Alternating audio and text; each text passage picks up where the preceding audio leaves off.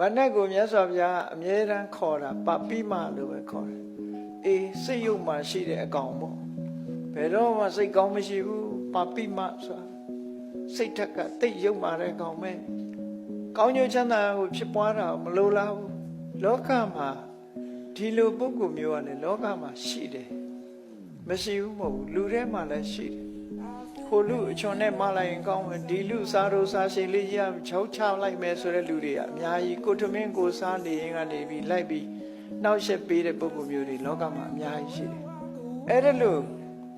ဘယ်သူကိုချောက်ချရမလဲဘယ်သူကိုဒုက္ခပေးရမလဲဆိုတဲ့လူတွေရှိတယ်လို့ပဲနတ်ထဲမှာလည်း तू ကဝါသနာပါလို့သူများကိုဒုက္ခပေးခြင်းနေတာဒုက္ခပေးရမှ तू ကဝမ်းချင်တ်တာနော်သူများမျက်ရည်ကြတာမြင်မှပျော်တဲ့လူမျိုးပေါ့ဒီနတ်ကလည်းနတ်ဆိုးအဲ့ဒါကြောင့်မို့မြတ်စွာဘုရားကပါပိမဟဲ့စိတ်ကောင်းမရှိတဲ့အကောင်